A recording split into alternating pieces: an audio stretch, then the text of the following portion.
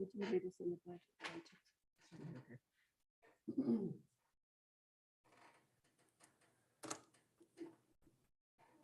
Okay. All right, I'd like to call the special called meeting to notice the invocation. We have no invocation today, but we will have a pledge of allegiance. You'll all stand.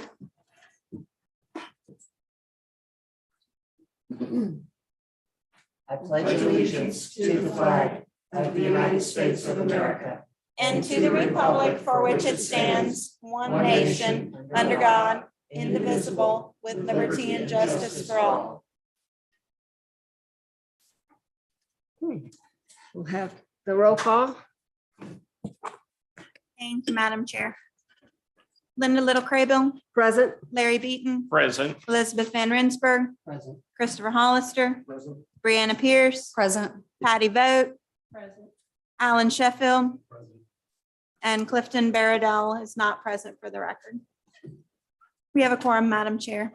Oh. Madam Chair, is it appropriate to read the special called meeting notice at this time? Yes, To the members of the Historic Preservation Board, you are hereby noticed that a special called meeting of the Historic Preservation Board has been called to be held on Tuesday, September 20th, 2022 at City Hall located at 201 North 2nd Street, Palatka, Florida. The meeting is called to commence at 5 o'clock or as soon thereafter as can be heard. The purpose of the meeting is for the board to give a recommendation concerning Planning Board Case 2022-33, applicant City of Palatka, location 429 Kirby Street, Palatka, Florida, 32177. Thank you, Madam Chair. thank you.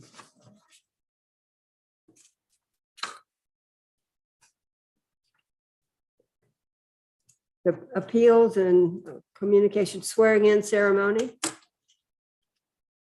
Were you going to read the appeal procedures or did you like me to, Madam appeal. Chair? Oh, I'm sorry. Appeal procedures.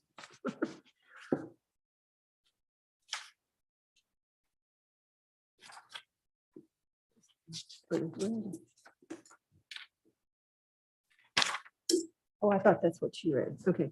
Notice any person aggrieved by a decision of the board may within 15 days thereafter apply to the city commission for a review of the board's decision. Such application must be filed with the city manager in writing.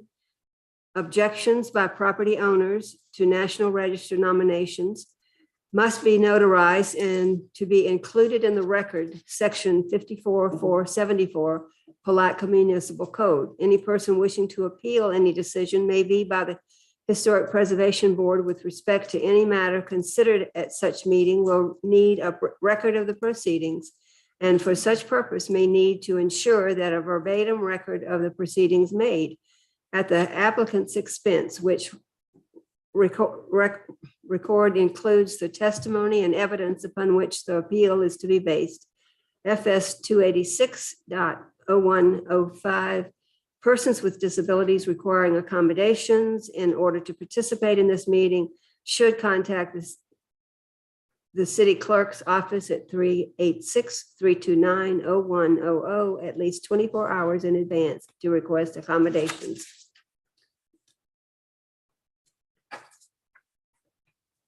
Okay, now the swearing in. Madam Chair, Yeah, I yes. have ex parte communication to report. Okay, I did not record the date, but a couple of weeks ago, I received a telephone call from the president of the South Historic Neighborhood Association, Vito Russo. He wanted to discuss a number of issues regarding the South Historic District. And one of those issues was Hammock Hall. I informed Mr. Russo that I could not discuss the matter with him because it was a matter that was coming before the Historic Preservation Board. I received several emails from Lucy Visnaw, who I think is associated with the South. I know she lives in the South Historic neighborhood, but I think she's associated with the organization regarding unsolicited emails regarding Hammock Hall, and I did not respond to that email. I received an email from Allegra Kitchens regarding Hammock Hall. I was copied a message where she was encouraging some other persons to submit in writing their opinions to the Historic Preservation Board. This afternoon, I received a copy of an email from Ken Campbell, a former president of the South Historic Neighborhood Association, regarding Hammock Hall.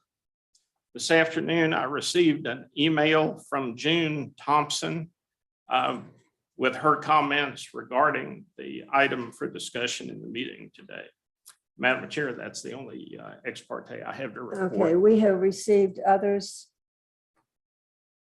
Yes, I do have letters to be submitted to the record during public comment when that time occurs. All right, thank you.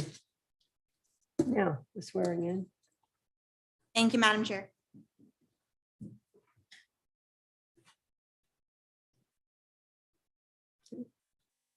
We have Elizabeth Van Rensburg, Alan Sheffield, and Patty Vogt.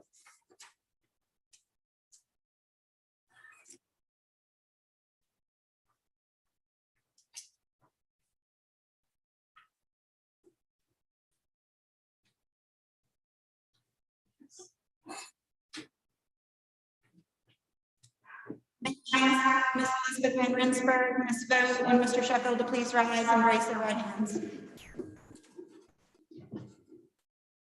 If you would, please repeat after me. I, a Historic Preservation Board appointee a Historic Preservation Board appointee of the City of Palatka City Commission, of the City of Palatka City Commission, do solemnly swear or affirm do solemnly swear or affirm I will faithfully perform the duties I will faithfully perform the duties of my appointed office of my appointed office and will support and honor and will support and honor to the best of my ability to the best of my ability all applicable laws all applicable laws of the state of Florida, of the state of Florida, Putnam County, Putnam County, and the city of Palatka. and the City of Palatka. I hereby through this oath I hereby through this oath affirm I will perform affirm I will perform the duties of this public trust the duties of this public trust in a fair, in a fair, equitable, and ethical manner, befitting the dignity befitting the dignity and responsibilities of the office. and responsibilities of the office. Welcome aboard, Ms. Vogt, Mr. Sheffield, and thank you for your continued service, Ms. Van Rensburg. Thank you. Welcome. Okay, approval of the minutes for August 4th. Has everyone read the minutes, and do I hear a motion to any corrections or additions or I move acceptance? the minutes of the August 4th meeting be approved as presented. Second, All in favor? aye. Thank you. Public comments, speakers are limited to 3 minutes. No action are taken on these what you speak on today, but we'd like to hear what you have to say. Do we have anyone from the audience that wants to come forward? And Madam you. Chair, this is on general public comment, not related to planning board case 2233, Yeah, correct? it's not related to this. We've got comments for this later, but any other comments regarding the Historic Preservation Board? If so, come forward and state your name and address. Okay, all right. We have new business request. The new business is PV case 23-33, request to amend future land use map from City of Palatka Residential High RH to City Palatka Commercial Neighborhood C1-1A, approximately 0.56 acres, parcel 4210276850 0450 4210276850 0450 0051 and 42102768 6850 0450 0040 429 Kirby Street, Palatka, Florida 32177, City of Palatka.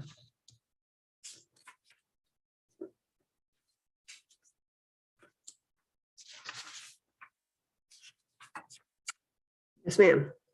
Thank you, Madam Chair. Lisa Walsh, Planning Director. I'd like to take you hopefully briefly through the staff report that's been compiled. As you mentioned, all of these subject parcels, there are 3, are located in the South Historic District.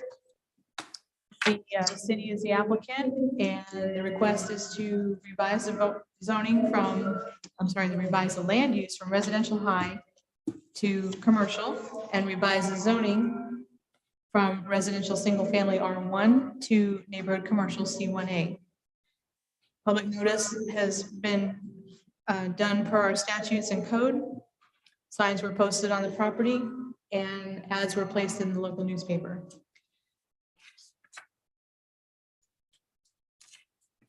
All the parcels surrounding this subject properties have residential high land use and R1 zoning. There's also a parcel approximately 280 feet to the northwest within this residential area that has a PUD/C1A zoning designation. On the subject parcels, a structure exists on the southern parcel. The other 2 parcels are vacant. Per research conducted by Mr. Beaton, historic uses of the subject property include a grocery store between approximately 1885 and the early 1940s. The grocery store continued to operate under new ownership between 1943 and 1963. The existing building was believed to have been constructed sometime between the 1940s and 1956. Ownership again changed between 1964 and 1974, with the use continuing as a grocery store. It is believed the building was vacant between 1980 and 1985. In 86, a laundromat was opened on the site, which operated until approximately 1996. The building was subsequently purchased by the city in 2001 and has since been utilized as a public meeting space. At this time, the city has determined its best interest is to sell the property.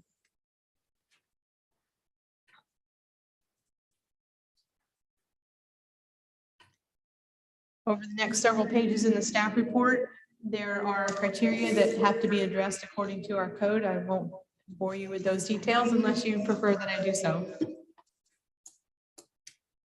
Is that your preference, ma'am? I think we probably, since we've got so many people here, we might want to hear them. Okay. Under the project analysis, that table, thank you, Sunny. If you could just focus on that table for a moment, please, above. There you go, thanks. In that table, it shows what the existing uses and land uses are on surrounding properties.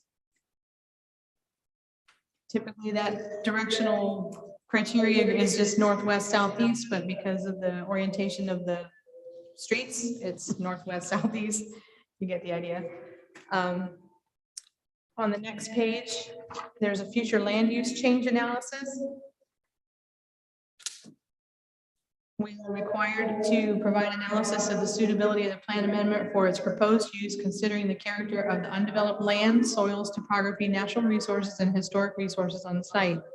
The site has soil type called centenary, a somewhat well-drained soil with a typical water table depth of about 2 feet. The parcel is not within a flood zone.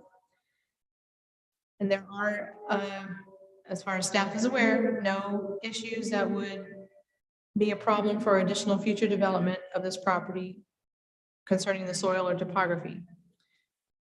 Staff is also not aware of significant natural resources on this developed site.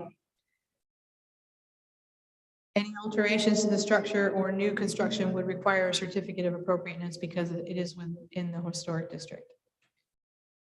The next criteria provide analysis of the minimum amount of land needed as determined by the local government. The local government's 2008 comprehensive plan, future land use element, states Palatka is the commercial center of Putnam County. There's no estimation of the amount of commercial lands the city may need in future years in the comprehensive plan under that criteria at this time. While the 2020 U.S. Census did not show an increase of population within the past 10 years, several major employers have or are entering Putnam County. There's an increase in new businesses within the city. It should be noted that a commercial land use does not generate new residents and therefore has no effect on the population of the city. The next criteria is demonstrate the amendment does not further urban sprawl as determined through the following: low intensity, low density, or single use development or uses, development in rural areas at substantial distances from existing urban areas while not using undeveloped lands that are available and suitable for development. Radial, strip, isolated, or ribbon development patterns, development that fails to adequately protect and conserve natural resources and agricultural activities, development that fails to maximize the use of existing and future public facilities and services, development patterns or timing that will require disproportional increases in cost of time, money, and energy in providing the facilities and services. Development that fails to provide a clear separation between rural and urban uses. Development that discourages or inhibits infill development and redevelopment. Development that fails to encourage a functional mix of uses. The response to that criteria is that the amendment of the future land use of this parcel would not contribute to urban sprawl, as the property is within an already established neighborhood and is an existing use. As an existing development, the land use change will not negatively affect natural resources or agricultural activities. Any development or redevelopment of the parcels would contribute to the optimal use of public facilities and services as they are already in place and not require disproportional increases in cost or energy provision of services. As part of the existing urban fabric, the use would not impinge on rural uses nor discourage infill development. The development pattern is that of an urban suburban neighborhood with a semi-grid street pattern. The area is highly walkable and compact. Under zoning analysis, Section 94-38, paren F, paren 1 requires that the report and recommendations of the planning board to the city commission required by subsection 94-38, paren E of this section shall show that the planning board has studied and considered the proposed change in relation to the following where applicable. Item A, whether the proposed change is in conformity with the comprehensive plan. To paraphrase policy A131 in the future land use element of the Palatka comprehensive plan, non-conforming uses should be eliminated within a land use or zoning category. The current use of the property can be classified as non-conforming in that it is not a residential use. However, with the exception of the last 21 years as a community meeting center and 10 years as a laundromat, the historic use of the property for almost 90 years has been as a grocery store. Many communities encourage a mix of uses, especially when compatible with surrounding neighborhoods and specifically serving that neighborhood, such as small commercial establishments and cultural facilities. One of the goals of objective A18 in the future land use element is to provide a mix of land uses to promote convenience in the location of related uses and to reduce travel congestion and cost. Amending the land use and zoning on the subject property would promote this principle and provide services to the immediate neighborhood. Criterion B, the existing land use pattern. The response is that the existing land use pattern in this area is mainly residential. In two directions around the subject parcel, there are either vacant lots or a lot with a derelict structure. There is a historic commercial structure, one block, approximately 280 feet away, that houses a real estate agency in a small commercial space. That parcel is currently zoned PUD/C1A. The PUD/C1A zoning was designated by ordinance in 2016. That parcel also has a commercial land use. Additionally, there's a mix of residential and commercial along the north side of Laurel Street, which is one block away and zoned downtown business. Criterion C, possible creation of an isolated district unrelated to adjacent and nearby districts. The parcel is in an established developed area with mostly residential land uses and zoning around it. A block away to the north and northwest is a mix of residential and commercial uses. The existing zoning on the subject parcels is residential. A change to C1A could be considered spot zoning. However, spot zoning is not illegal. Communities are encouraging a mix of uses, and prior to 2001, the historic use of the subject parcel has been commercial. Since 2001, the use has been as a public meeting space. The proposed use is commercial with a proposed commercial zoning category. Amending the land use and zoning will not alter the existing relationship of the surrounding areas as the structure and use has existed for many years. A zoning category of neighborhood commercial, C1A, will permit such uses as small retail, service establishments, restaurants, or professional offices. It does not permit residential uses. Such mixed uses allow nearby residents to walk or bicycle to obtain services. While that residential uses are not permitted by right in C1A, they can be put in as a conditional use. Per section 94-147B2, all permitted uses are required to submit a site plan and are subject to the following limitations.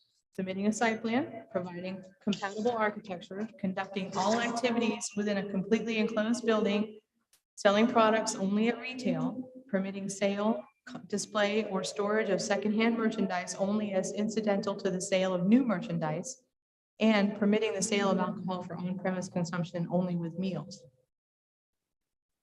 Criterion D, the population density pattern and possible increase or overtaxing of the load on public facilities such as schools, utilities, streets, etc.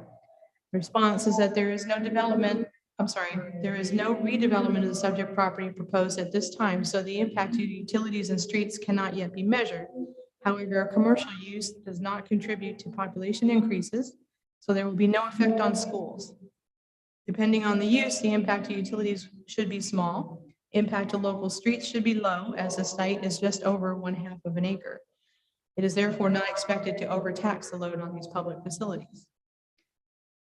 Criterion E, whether existing district boundaries are illogically drawn in relation to existing conditions on the property proposed for change.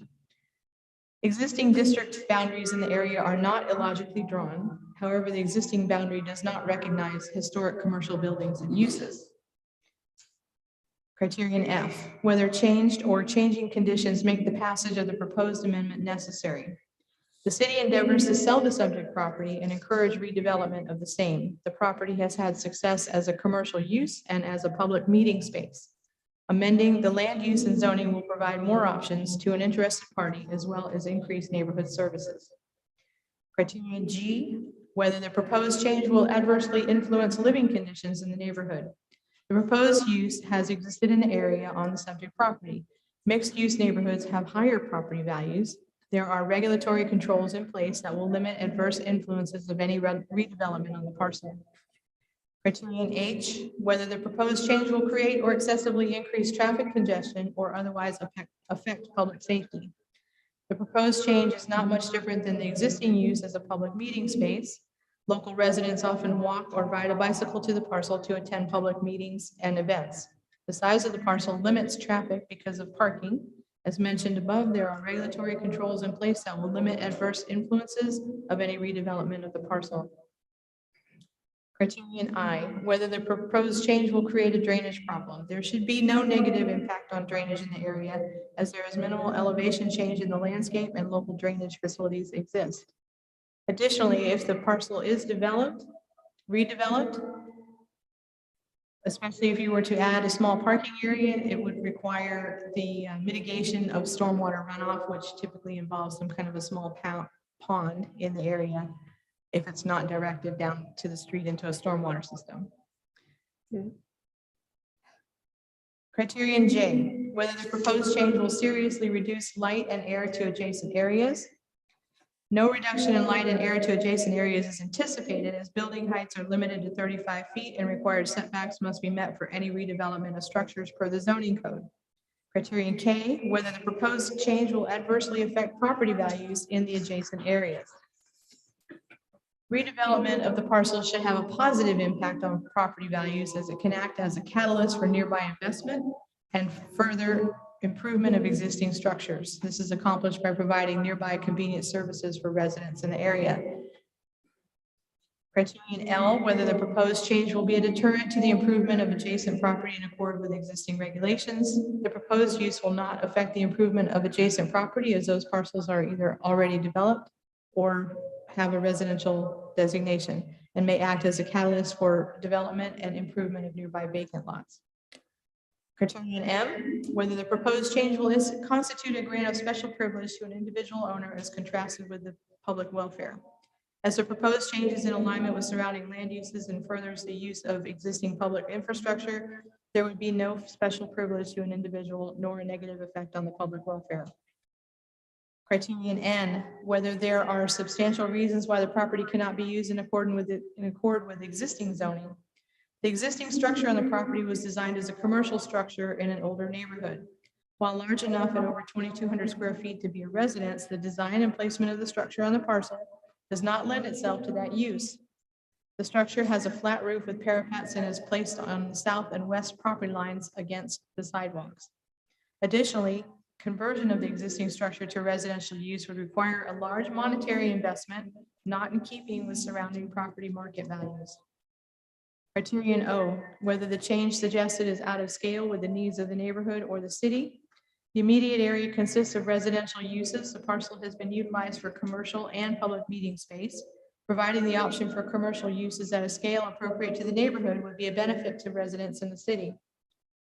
Criterion P, whether it is impossible to find other adequate sites in the city for the proposed use in districts already permitting such use. It's not impossible, but the purpose of this request is to provide options for redevelopment. Redeveloping a property is a practical and fiscally responsible use of resources.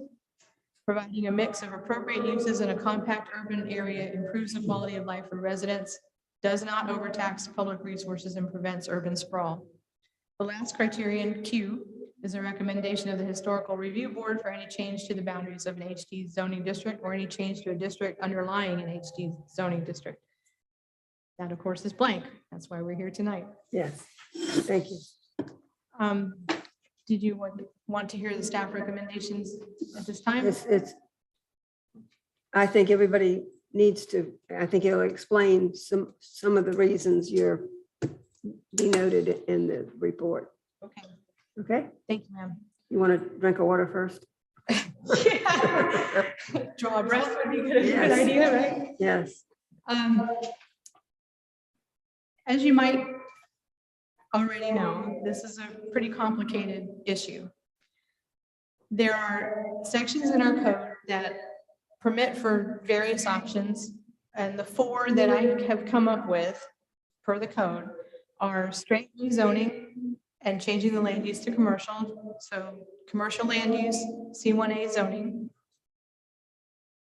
You could consider changing the land use to commercial and utilizing a PUD/C1A zoning, which would allow for additional oversight for any redevelopment on the property. It would also allow the boards to propose conditions on that zoning. So for example, the nearby PUD/C1A zoning at the corner of Laurel and Kirkland has specific conditions on it limiting the uses that can go into that building. And those include office uses. That's what it's supposed to be focused on, according to the ordinance that was passed in 2016. So that's an option. The third option would be to utilize a section of the code 94-156 C 2A. This states that an original or historic use may be permitted when the current design use is no longer economically or socially feasible. The use may be approved utilizing the conditional use process. There are specific criteria that must be addressed in the staff report. To that end, those criteria provided in the staff report. I can go through those if you like, Madam Chair. I don't think that's necessary. Okay. I think All right. everybody can read the rest of them. All right. The fourth option is, of course, denial of the requested future land use and zoning change. I think that the board should also be aware that under our non-conforming use code sections, if a use has been discontinued for 6 months or more, it must revert back to the original zoning and those standards. At this time, I understand Hammock Hall has been vacant and discontinued at its previous use for 7 months. So we're at that threshold. If the R1 zoning is retained and a private entity were to purchase the subject property and wish to remain a recreation club or association, a conditional use must be obtained per 94-141 E 5 of the code. Some possible conditions, if you were to go with a PUD/C1A zoning, you could specify buffers, which would be required by the code anyway, and they would be typical vegetative or fence and/or fencing buffers to protect the surrounding residential uses. You can impose use restrictions, as I talked about before, and any other conditions you may see fit. If there's any questions, I'd be happy to answer them. Thank you very much. I know it was long to read, but I think hearing it and reading it at the same time, there's a lot to take under consideration.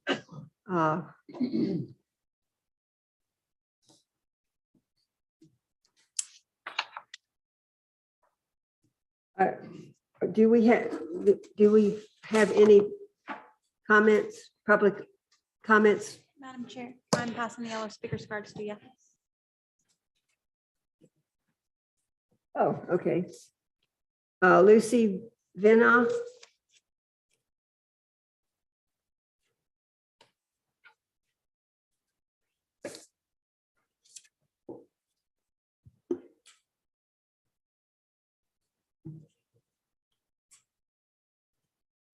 Hi, Lucy. Would you state your name and address? Is what? This now. Okay, thank you. Yeah, you're welcome. Good afternoon. Okay, I'm opposing the rezoning of Hammock Hall from residential 1 to commercial neighborhood, C1A, or any other type of commercial rezoning. The Hammock Hall location is within the designated boundaries of the Southside Historic District, which is a single-family residential historic neighborhood. Hammock's Hall location is such that it's entirely surrounded by residential homes. To rezone Hammock Hall to a commercial designation is not appropriate for the benefit of the surrounding neighborhood or to the Southside Historic District in general. It's been pointed out that the neighborhood already has an existing commercial property, which has had no negative or detrimental effect on the area. And that's referencing Duck Realty being located in the South Historic District and within close proximity to Hammock Hall. It also needs to be pointed out that the Duck location was commercial in use from the 1940s or earlier to the present. So its use, but was grandfathered in when the South Historic District was established and registered as such in 1983. In reality, Duck Realty is directly located across from the downtown central business district, which is across Laurel Street and the South Historic District. The nearby commercial properties include the Campbell Building across Laurel Street, a group of apartment buildings across Laurel Street and the Campbell Building, and the former Coca-Cola building, now Azalea Brewery, which is also across from the Campbell Building. Most important to note, Duck Realty being located in the South Historic District is residential 1 designated, as are all the other properties in the district, yes, including Hammock Hall. The entire neighborhood already gets a tremendous amount of speeding, commercial trailer trucks and others, which should not be allowed because our streets are not equipped for either the size or weight restrictions on these types of vehicles. We don't need nor want more traffic, noise, or pollution coming from even more of these vehicles going up and down our side streets. The entire South Historic District is conveniently located to the downtown central business district, making it easily accessible for walking or biking to any of the commercial businesses in the downtown area. The downtown central business district is the appropriate area for commercial development. Changing an existing designated residential property to commercial in a well-established residential neighborhood is not. Thank you. Thank you. Okay. Do we have Allegra Kitchens?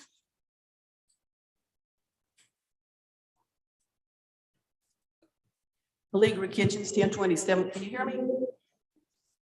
Allegra Kitchens, 1027 South 12th Street, Palatka, Florida.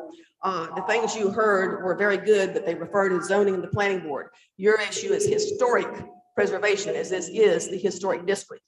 Rezoning Hammock Hall and the future land use from R1 single family residential historic district to C1A neighborhood commercial is not compatible, i.e. non-conforming with the South Historic District's single family residential character. C1A has a conditional use that allows multifamily. Multifamily is not allowed under the historic district guidelines. If you allow the commercial zoning, you are opening the door to other non-conforming uses. The request is to rezone not only the lot with the Hammock Hall building on it, but the 2 vacant parcels beside it. As justification for the change, the city points to the former commercial use of the building to rezone all 3 parcels. However, up until the late 80s, there was an historical 2-story single-family home where the Hammock Hall parking lot is now. I have a copy of Guns Map 1929 showing this structure on there as proof if you need it. First of all, the house located at the corner of Emmett and Laurel Streets with the address of 314 Emmett Street, owned by Yulia and Castellina. Yulia Castellina came before you about a year ago asking for rezoning to allow a multifamily use so they could put apartments back into the building. The house had previously been an apartment house, but had been vacant for 6 months. And under the historic district guidelines, it reverted to single family residential use. Even though the historic use had been multifamily, this request was turned down by your board as not being compatible or in character with the purpose and guidelines of the historic district. And by the way, this apartment building is across the street, across Laurel Street from the central business district. So even though the previous use had been commercial and multifamily, you turned down the request for it to be used as multifamily.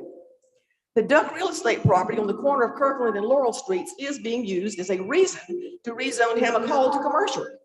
While the Duck property has been and is being used as commercial since the 1920s, it was a non-conforming use that was grandfathered in like the other non-conforming uses when the historic district was put in 1983. The difference is that Duck is not surrounded by a residential area like Hammock Hall is and is across from the downtown central business district, while Hammock Hall is not.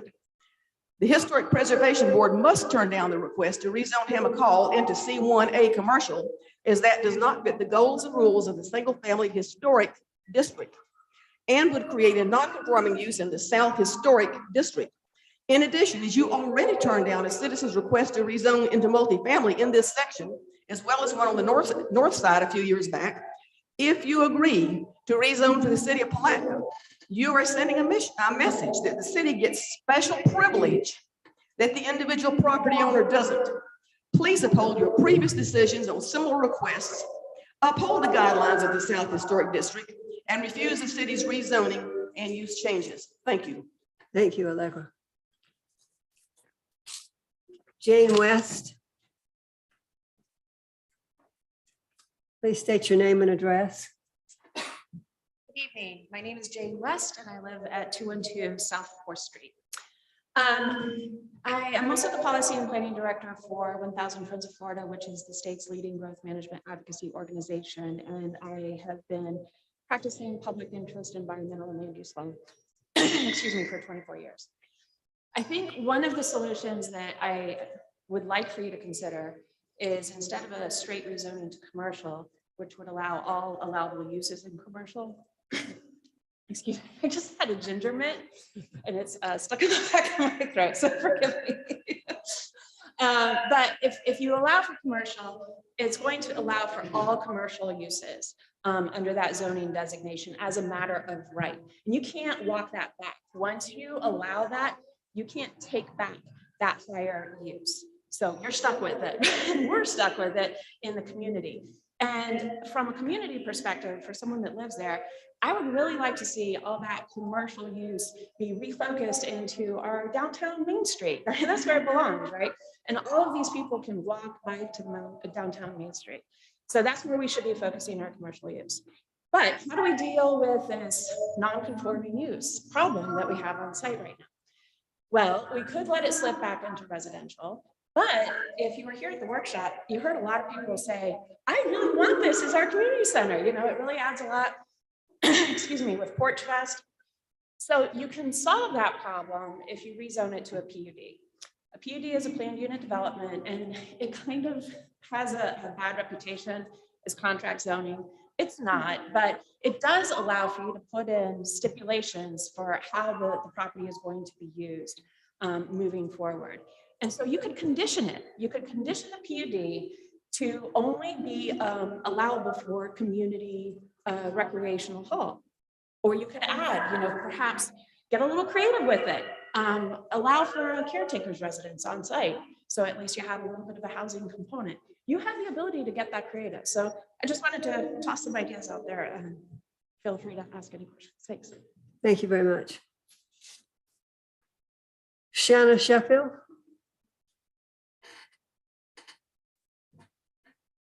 Good afternoon, Shanna Sheffield, 512 Mohawk Park. And I just want to note that the reason I feel it was mentioned that it has not been in use, Hammond Hall has not been in use for 7 months is because the city did shut us down. And we were using it. And instead of shutting us down, maybe they could have said, well, if it was an issue with it, instead of shutting us down because we were using it, they could have said, well, no more renting it out, but you guys still can use it. So saying that it has not been in use for 7 months and you're the person the city is the one that is able to say, well, it hasn't been in use, but it's only because the city is the one who took the keys from us. And I just want to point that out, okay? Thank you very much. Do we have any others that did not fill out a? Okay. Madam Crable, Madam Chair, I do have several letters that were submitted for the record. Yes. Some are directed to the planning board, but it's my understanding you were allowing those to be entered into the record as well. So if you'll allow me, I will begin reading. I would note that Ms. Visnow submitted a letter, which I have, but I believe it was only to be used in backup if she couldn't speak. So since she spoke, I'm gonna skip hers and move along. The first one I have is from Mr. James Decker. It's dated September 1. Attention, City of Planning Board, please read into the record. Subject Planning Board case 2333, rezoning proposal of 429 Kirby Street, Palatka, Florida 32177. City of Palatka Planning Board. There are more questions than is clear understanding changing the zoning from a single family historic residential district parcel R1 to a commercial neighborhood parcel C1 1A within the heart of the South Historic District. August 22nd, 2022, the South Historic Neighborhood Meeting called to address the rezoning proposal. There was a question, quote, why issues from the past had to keep being addressed, unquote. In today's environment, we must not forget all the unjust occurrences that have taken place in history. Expressed to those present was the history of the building and the surrounding area. This person expressed that the past businesses either moved out or failed, which enabled questionable transgressions, vandalism, and so forth. While under prior association management at the east outer wall of the building, 3 ammunition containers sat. The Palatka Police Department investigated, informing it containing high-powered ammunition. The detective possession, securing the ammunition. The police case number is public record.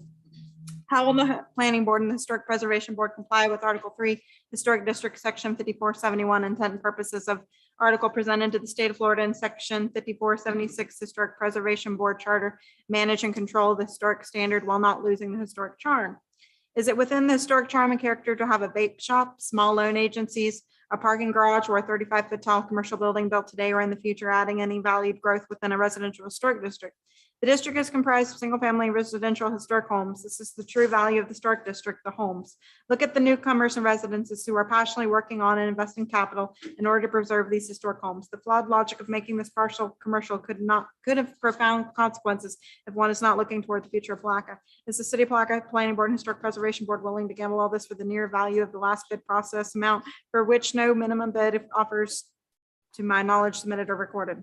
Most all commercial businesses listed in C11A are located along the designated truck routes, the same with most businesses in the South Historic District.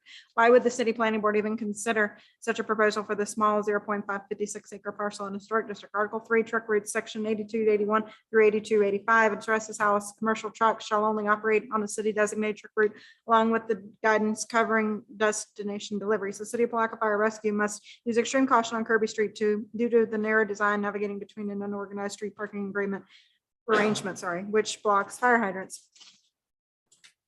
How is the city planning board going to address large commercial delivery trucks navigate the narrow streets within the historic neighborhood on a nearly daily basis? The planning board in good faith should invite the most affected homeowners, to my knowledge, 5 of which are veterans, along with the district representative to have a roundtable discussion. Because this proposed zoning change is paramount in nature to us all. Is the Hammock Hall building of historic value, having been built in the mid-1950s when the future goal was not preserving history?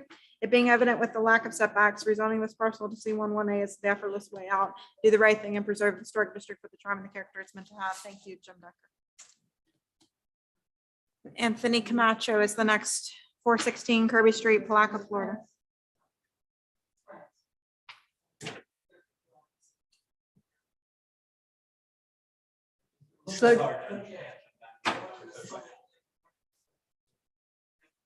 No problem. And of course, there are copies available if anyone wants a copy. They're entered into the record. Anthony Camacho, 416 Kirby Street, Palatka, Florida. I would like the planning board members to consider these factors before changing the residential zoning to commercial property Hammock Hall. Hammock Hall is in a residential area. The property is on Kirkland and Kirby, which are not designated truck routes. They are considered residential streets. Please consider the fact that commercial traffic will now be entering this location frequently, making deliveries or exiting and entering the property, depending on what type of business there is.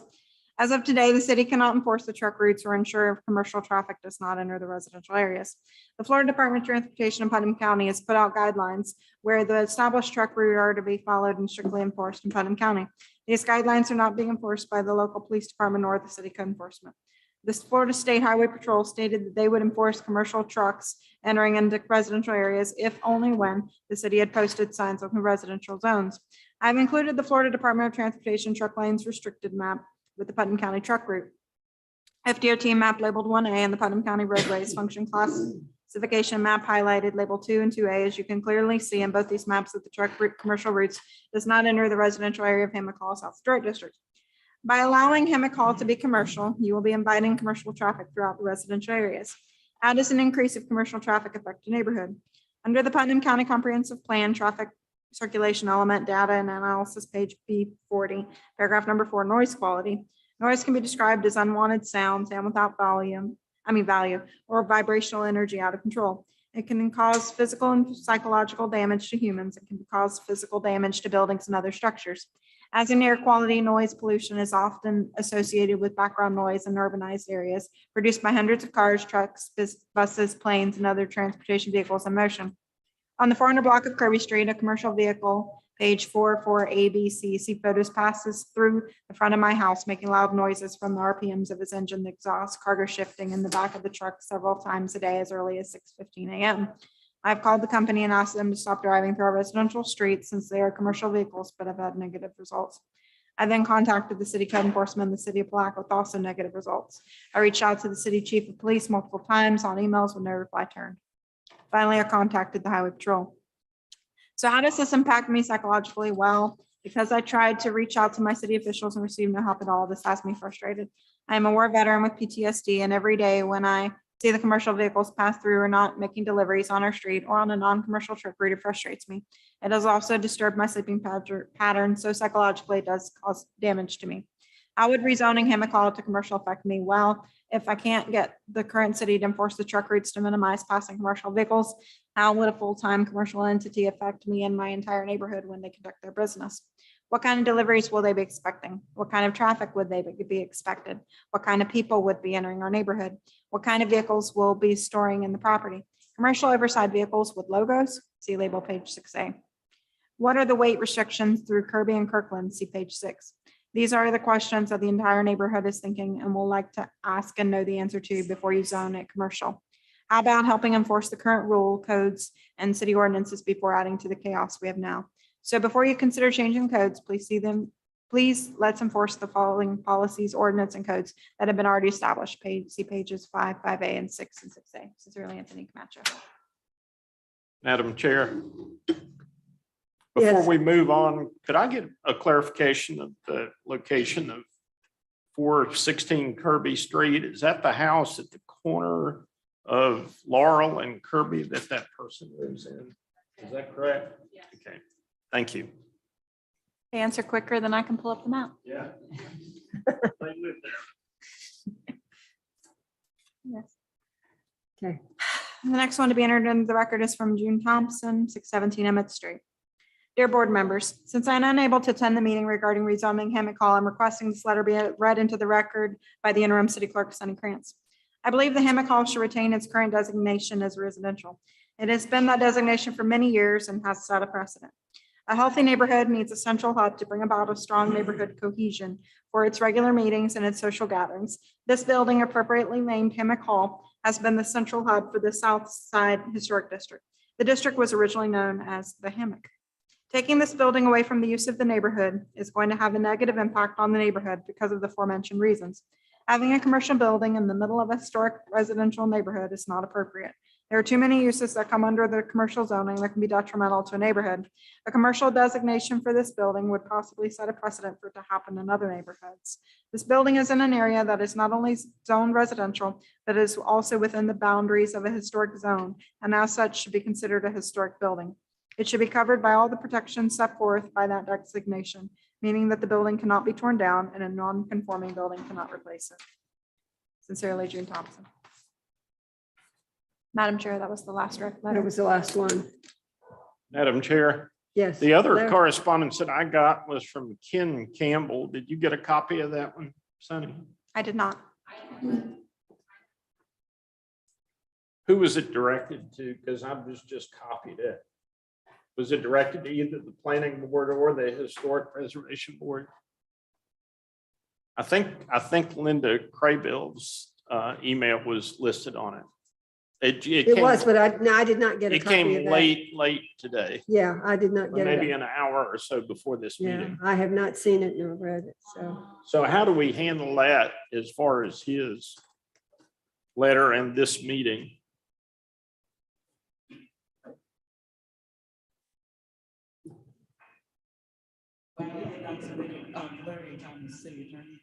The letter was not submitted kindly to Ms. Krantz, or neither did anybody else provide the letter, so it will not be considered. It will not be considered. Thank you. I have the copy and I can read it. Yes, Not that long. It's, you cannot speak from the. Oh, I'm sorry. If you want to speak, you need to come to the. so you're saying that letter now could not be submitted because it's past the deadline? Yes, okay, thank you. It clarifies that. Thank you. Okay.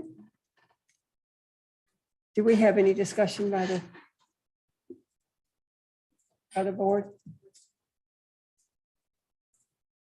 Any comments from the board? Well, to get back to the earlier subject of ex parte communications, I would just like to state for the record that as a resident of the North Historic District / part of the CBD, I was not contacted in any way. I believe we started ex parte communications, but they kind of petered out. So I just wanted to put that on the record. Okay. I'm gonna add a comment to that, if I'm allowed. Oh,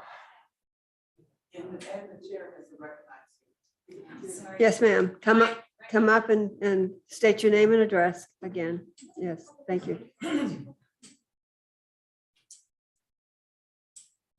Okay, the reason that the rest of you did not get a copy is I had tried to get information today from the city. And they referred me over to the attorney. And all I was asking for was the email contact for the board members. And they told me I would have to make a public records request. And they said they would get back to me and nobody ever got back to me. Hmm. So that's the reason not everybody got a copy. And I requested other information from the city and I have never gotten that either. And that was like a week, 2 weeks ago. So, but the Ken Campbell letter, I have a copy of it. It's not very long and it really is pertinent to Hammock Hall. And that's the reason that he submitted it. Yeah. Can I read that? I think it's too late to do that right now. I'm sorry. Okay, According to the attorney, the time has passed for submitting those. Okay, okay, I appreciate that though. all righty. Well, it was email, Right, okay, so well, there's still a record. okay, you can still submit a letter to the editor of the paper. Okay, Okay. all right, thank you. Thank you. Just for information, also, there are going to be other hearings on this. Yeah, And they can be submitted, Mr. what's his name? Campbell, Campbell can submit his letter to the planning board and you can. okay. Lucy, did you hear that? Okay, all right, good. Yeah, this is not the final, this is just a discussion and coming up with our view of what, as the historic board, we Okay, all are. righty. Thank Okay, you. thank you.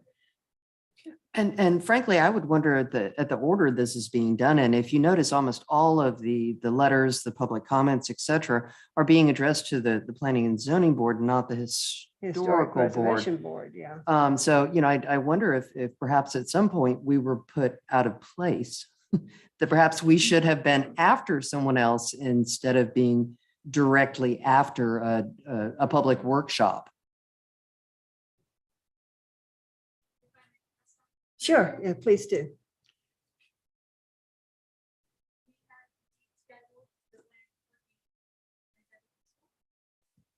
Because we have to submit notices weeks, a month in advance to get them out to the paper and mail letters. We did, however, catch that one of the recommendations to the planning board has to be the recommendation of. Ms. Walsh, your microphone's not on. One of the criteria that has to be addressed in the planning board staff report and the commission staff report is the recommendation of the historic preservation planning board, or sorry, the historic preservation board. So that's why we called this meeting, to meet that deadline, to meet the deadline for the planning board, to meet the deadlines for the commission.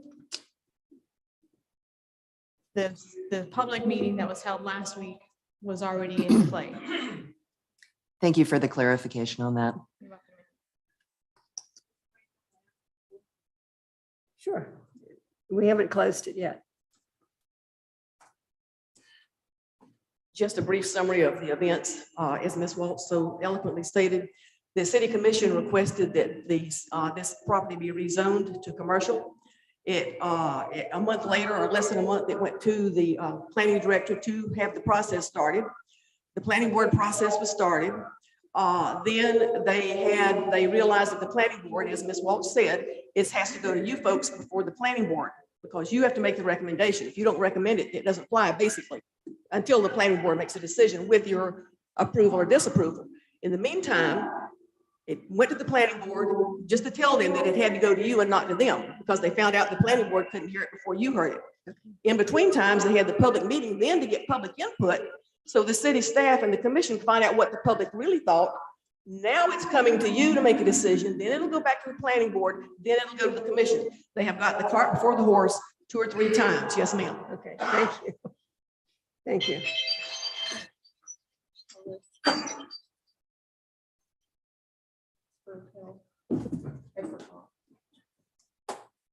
So, Well, and believe me, I'm, pardon me, not shying away from making a difficult decision. I've been a member of this board for 8 years and occasionally am controversial in that I'm typically quite happy to make hard decisions. In this particular case, my goodness, what a lot of information being given to us and a lot of different thoughts, a lot of different opportunities to make a decision that frankly, the neighborhood seems totally against. And that surprises me considering the historical use of this property. I couldn't quite understand why it would be a big deal until frankly, I walked into the room today. As a person who's been involved in a restoration contracting business for the past 20 something years, I look at the property and I feel it would be difficult, but not impossible to, you know, make it into a residential property. But gosh, I don't have a hard time making hard decisions, but this one, friends and family, is complicated.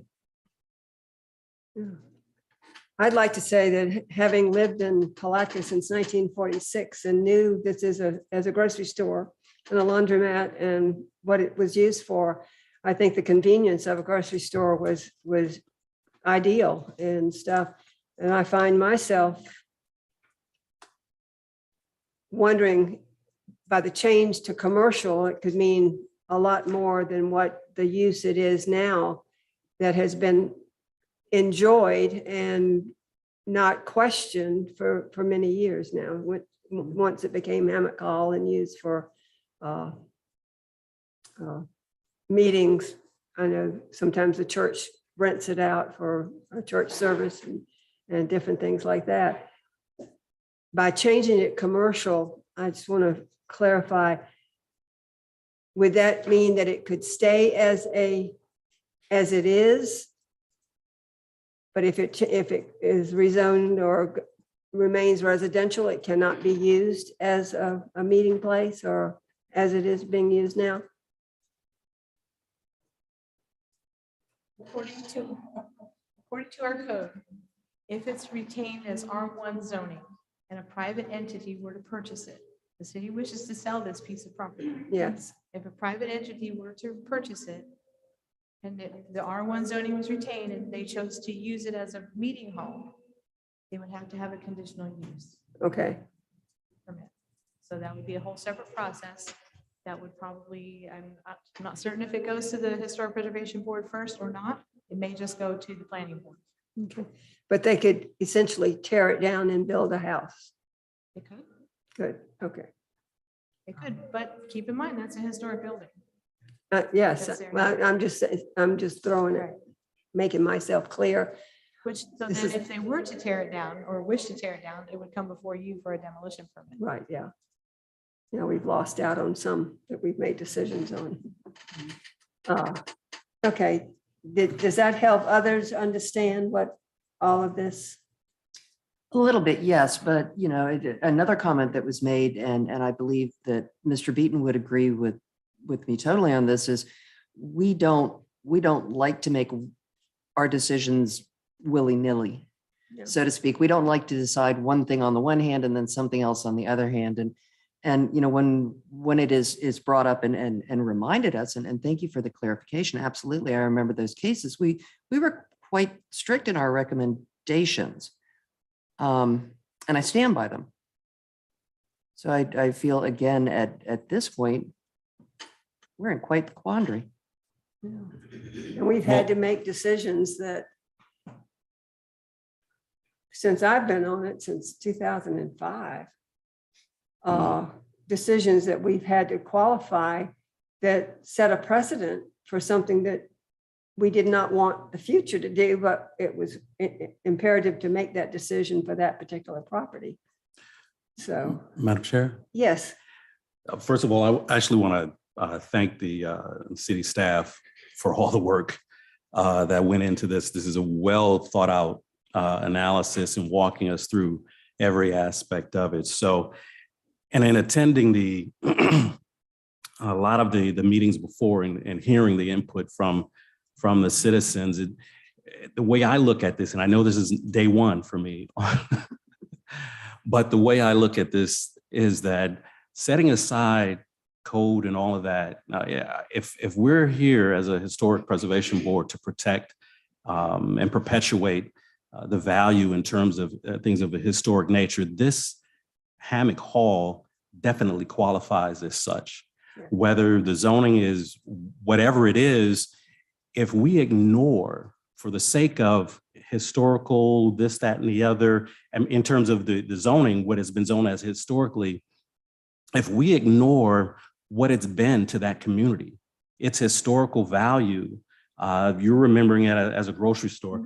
I enjoyed the history that was made available, that the staff put together to understand what this has meant to this community. And so, in my view, I know laws came later, but it would be good for us to consider, should our approach be, even though we're hopping this thing around, or should we be looking to make sure we preserve that historically and then find a way to make that preservation and the protection of that, which I'm new, so I read all the ordinances and all that other type of stuff, trying to get up to speed here, and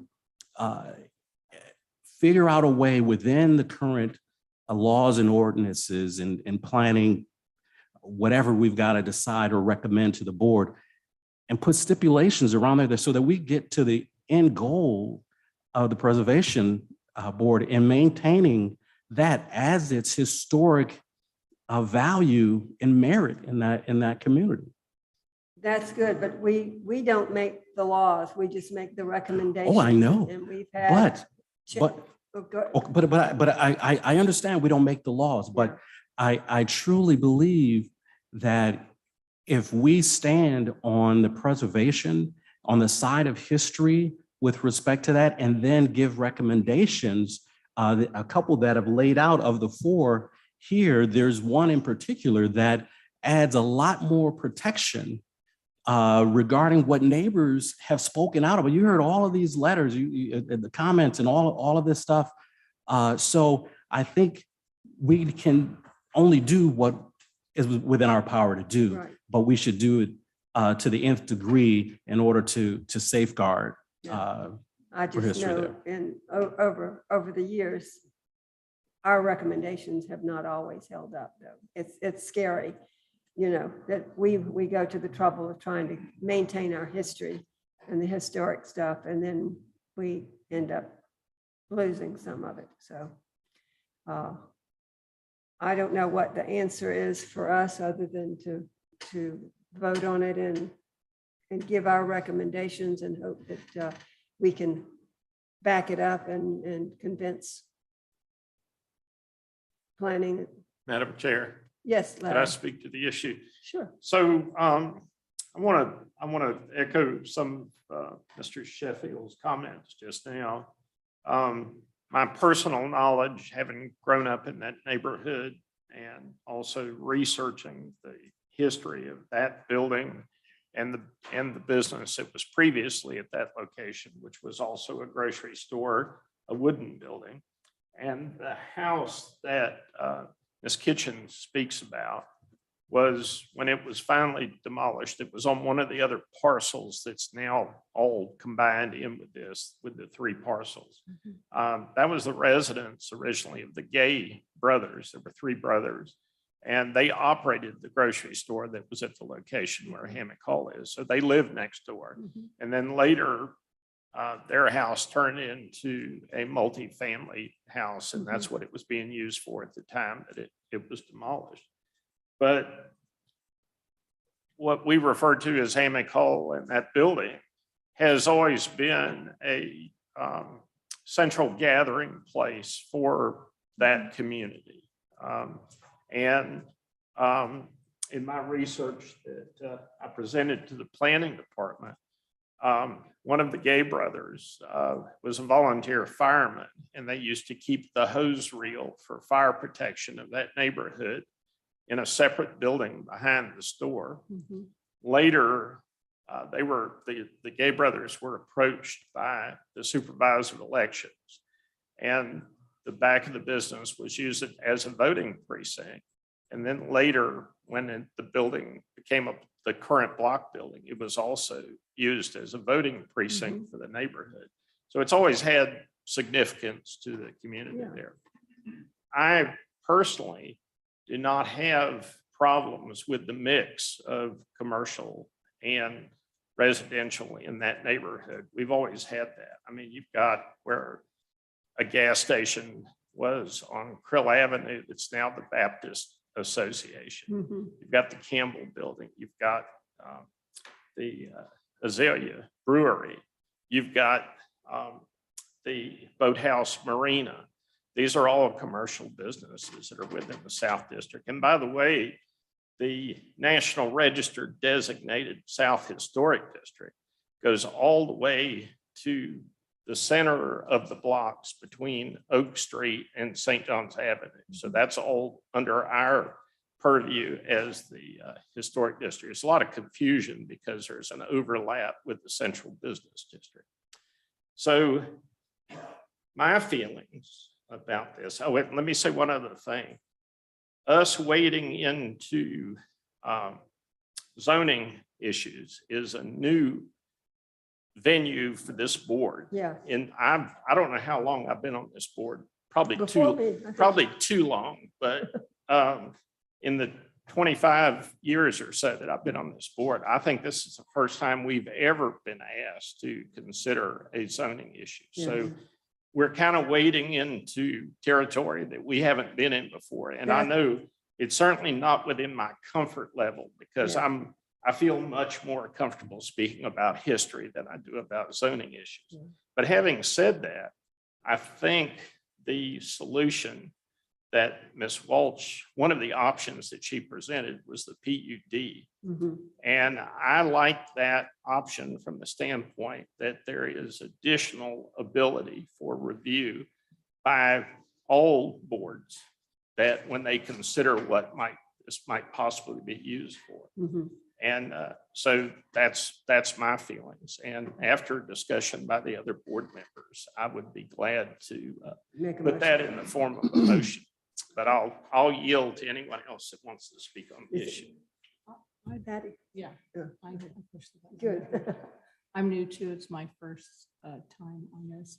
I'm leaning more with the attitude that this is a historic neighborhood. Neighborhood meaning historic homes and families. And I'm not really for it being commercial.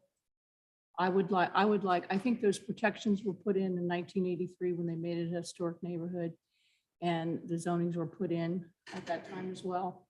And I think that it serves very well as a place for people to meet and for it to be the neighborhood meeting place. And we already have Laurel Street. I actually live in the South Historic District, but in the Central Business District on the corner of South 4th and Laurel Street. And in reference to the Campbell Building and Duck Realty and all that, that's an artery of a commercial area there. And there's a big difference between that area and where Hammock Hall is located. Hammock Hall is right next to where people live on the sides, in front, across the street, behind. And I think that the neighborhood should be left to be a historic neighborhood without a commercial building in it. There's plenty of other areas on that artery and the downtown, plenty of ability to have other buildings and do other things. I mean, be able to reach them and go to them and go to the grocery store and go to the brewery and whatever. I don't think it belongs in the South Historic District. That's how I feel. Okay. Do we have? Yeah, go ahead. I have to say the same thing, that it's a residential area. When you put commercial in there, you're gonna have a lot more traffic. Right now, with it being I guess the community center or what it's being used for, that's limited to maybe monthly traffic. To where if it was a commercial, you're gonna have a lot more high traffic in that area, such as Laurel Street. Laurel Street has a lot of high traffic and it does have a lot of commercial on that street. So I believe it's a residential area and it should remain residential and family oriented. And I think too, if we set a precedent for putting high commercial or commercial that's much more concentrated with trucks and stuff like that in the historic, we're setting a precedent that we don't want to set. And I think they always have good intentions when they make these short-term decisions. And that, well, we can put conditions or we can do this, or, but something always seems to happen. I've been here 27 years and it never seems to turn out the way that we want it to or we expect it to do. And in my experience is it's never positive. I think historic neighborhoods should be historic neighborhoods. I think downtown historic areas should be downtown historic areas.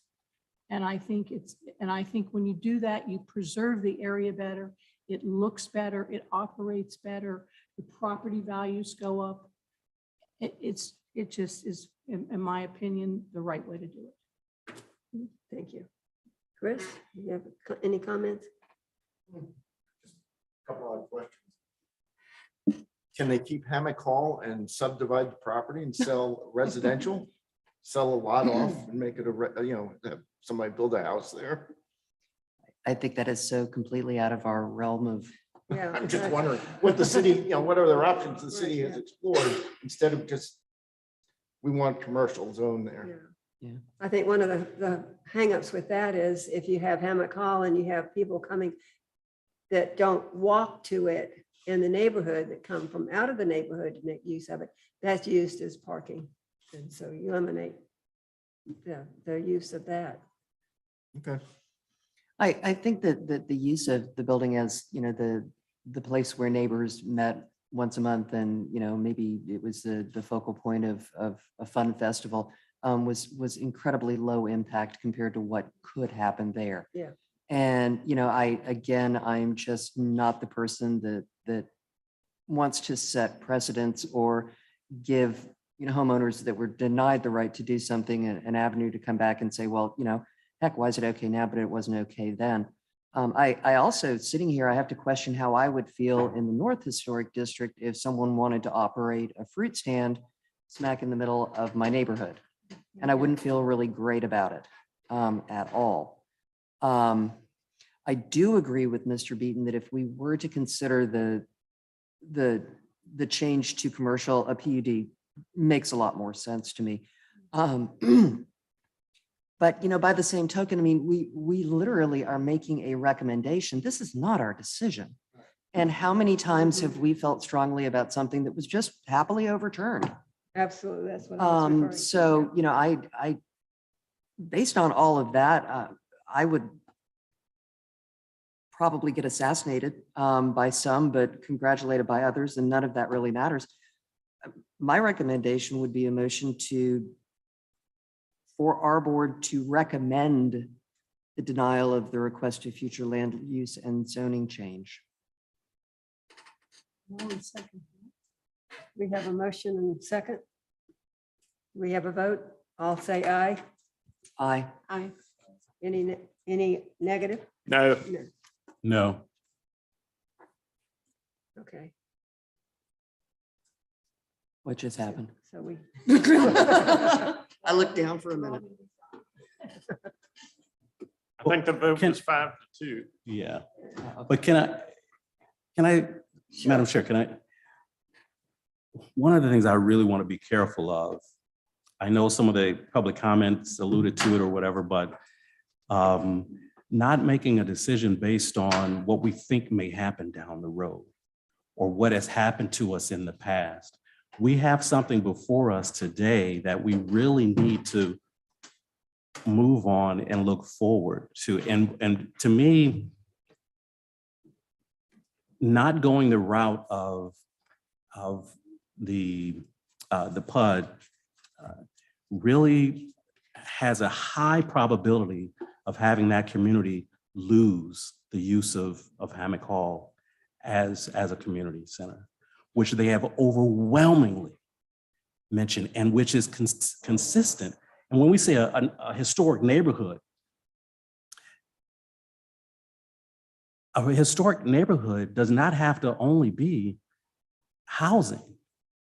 That neighborhood had a Hammock Hall in it, all of its history. So I don't see how we end up saying we're doing something. I don't think we're protecting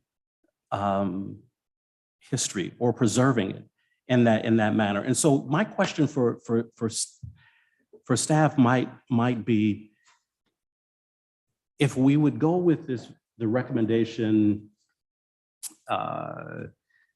with the number 2 that's listed here, it does change it to commercial, but it's being used right now as commercial, but then this puts this stipulation on it in terms of a PUD and put these restrictions because they said it could have, the PUD could have buffers or use restrictions. Would that truly protect it for what it's been used for historically and really maintain the character of that neighborhood? I own the 2 lots directly across the street from Hammock Hall. That's one of the things that attracted my wife and I to the area. Having something like that available for, it's unique. It's totally unique. And it's beautiful if the community can use it properly. So to open the door for that to be eradicated just doesn't seem to be maintaining or preserving history to me. I would And like maybe- to- I would go like ahead. to address to you that changing it to commercial, even with restrictions, always opens the door to things that we say we don't want now, or we don't intend to want, or there's nobody here at this moment that wants that. But it always ends up happening. Like I said, I've been here 27 years. I've lived in the North Historic District for 15 years. I've lived in the South Historic District and the Business District. And I see decisions over the years that have been made very quickly because they seem to be at the moment the right thing for what people think that they want right now, or people in general that are thinking this is what's best. And as we can see, just visually, it hasn't turned out that way. When I would go and see people, talk to people, and they say, I live in the historic district. And normally you're like, wow, that's really cool, you live in the historic district. But here, when I would say it, people would be like, maybe that's not so good here. And it should be. We have some of the most beautiful homes in Palatka on all sides. We have a beautiful downtown. And I think we need to take that more seriously in everything that we do, with the way we do our homes, with the way we follow the rules to keep it historic, the downtown, everything. I think we really need to honor that in all ways, including our deeds and everything that we do in the future. So that would be my argument to you, that I think you might have good intentions, but I don't even think Palatka is ready for that yet, because we're not even where we should be in these neighborhoods now, not even close, in my opinion. I have strong feelings. Go ahead. Madam Chair, if I may, I would like to ask the members of the board what they'd like to see there. If it retains its residential zoning, what would you like to see there? Well, it has operated as a community meeting place all these years, and the zoning was never discussed, to my knowledge. And all of a sudden now it seems it's important what it's zoned at. And I think that somehow, I don't have the knowledge how to do it, but somehow it should be able to be the community center. And If the property owner chooses to sell it, excuse me? if the property owner chooses to sell it, what then?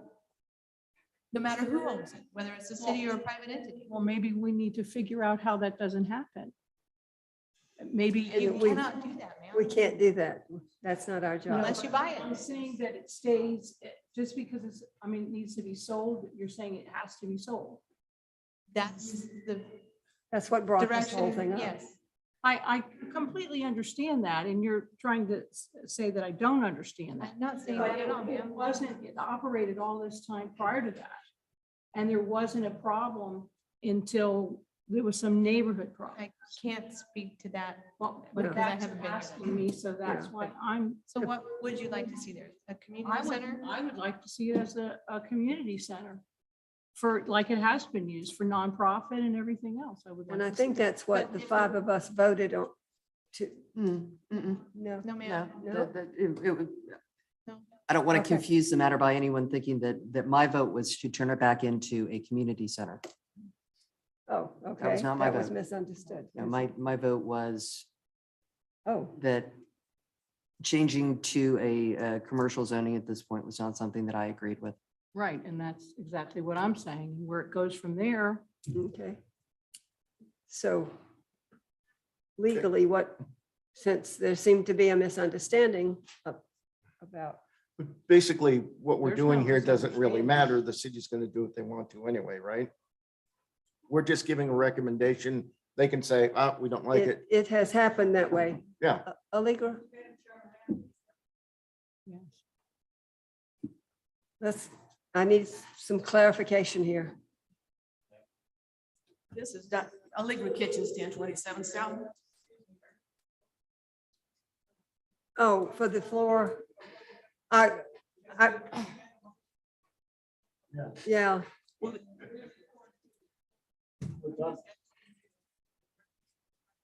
I think that this has nothing. Yeah, this does not affect the vote. It just is more, Your vote is already done and now you all are discussing. Is that what I'm understanding here? You all voted? yeah. And that, voted, and that's that. you voted to deny the city's request, keep it as R1A historic district, period. The planning, and then the planning director, I don't think it was quite appropriate, but she didn't mean any harm, asked you what you wanted to do with it.